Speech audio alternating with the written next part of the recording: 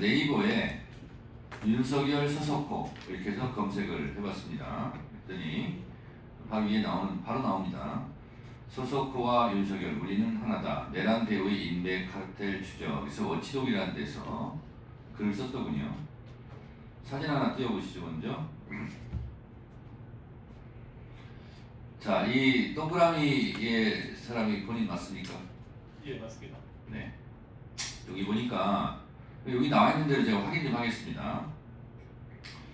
서석호는 부영그룹 고문 변호사, 한덕수 부인은 부영의 그림 판매, 부인 사촌 오빠는 부영 미국 법인 사장 이렇게 되어 있는데 이거 맞습니까?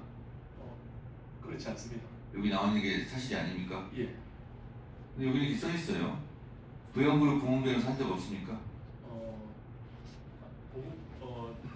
그 자문을 했었는데요. 예, 맞네요. 예, 그게 한덕수 부인은 부영의 그림을 판매했다는데 이 사실은 알고 있습니까? 모르는 사실입니다. 아, 그렇습니까? 여기 이렇게 써있기 때문에 제가 확인하는 겁니다. 저도 이제 이건 사실인지 아닌지를 모르기 때문에 확인하는 겁니다.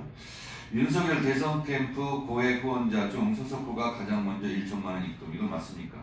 예, 맞습니다. 대원 프로젝트 멤버로 윤석열 대권 설계, 구수한 윤석열 책 자료 제공 이렇게 되어 있는데 이것도 맞습니까? 아닙니다. 저하고는 상관없습니다. 아, 그렇습니까? 그리고 쭉 밑으로 이것을 내려다 보면 이런 신문기사 제목도 있습니다. 부영그룹 캄보디아 마음 얻다 버스 200대 기증. 이중근 부영그룹 회장 캄보디아 총리 고문됐다. 부영 캄보디아 금융시장 공략 강화, 본점 이전 영업점 확대 이런 기사들이 있는 모양이에요. 이런 내용 혹시 알고 있습니까? 예, 저는 모르고 부영 자문을 그만둔 지는 꽤 오래됐습니다. 알겠습니다. 가까이 그 다음에 석열아 먼저 손 내밀고 더 많이 들어라 하는 것이 신동아 기사인데 혹시 이 기사 읽어본 적 있습니까?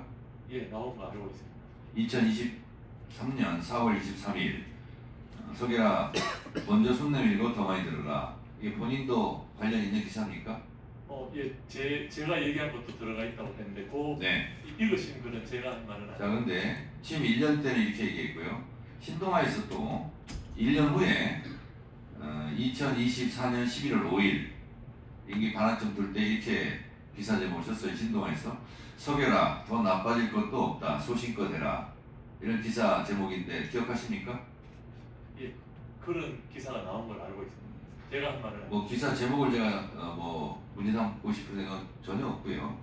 근데 어떻게 친구들이 지지율이 더 떨어지고 더 나빠졌는데 오히려 첫 번째 1년 때 했던 조언을 해야 되는 거 아닙니까? 먼저 손 내밀고 더 많이 들어라. 이거를 민심이 이반됐을 때 더 해야 되는 얘기 아니에요? 근데 친구들이 왜 다 이 모양입니까? 아니 민심이 더 안 좋아지면 더 손 내밀고 들어라 이렇게 얘기해야 되지 더 나빠질 것도 없다. 소신껏 해라. 뭐 비상계엄 하라는 말입니까? 저는 그렇게 들리네요. 비상계엄 직전에 친구들이 모여서 이런 얘기를 했다면 영어에 이런 격언 속담이 있죠. A man is known by the company he keeps. 이게 무슨 뜻인지 아시죠? 네. 한 사람은 사귀는 친구를 보면 알 수 있다. 이렇게 돼 있는데 그 친구들이 좋은 친구들은 아니었던 것 같습니다. 윤석열이가 나쁜 사람인데 친구도 나쁘지. 자, 그 정도 하고요. 그 다음에 문영배, 조이대, 의자 비교 이렇게 치면 이런 비슷한 그림이 나옵니다. 사진을 보시죠. 한 사람은 국민적 영웅이 되었고 한 사람은 법원 가족들한테도 사퇴 요구를 받고 있는 조이대 대법원장입니다. 여러분들은 무엇이 보이십니까?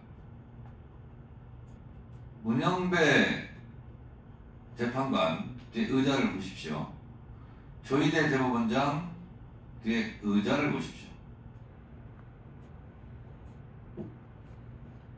무슨 시지프스의 돌도 아니고 저렇게 무거운 의자를 저렇게 높은 의자를 굳이 대법관들이 앉아 있을 필요가 있을까요? 의자가 작고 낮다고 해서 나쁜 판결을 하는 건 아니겠지요.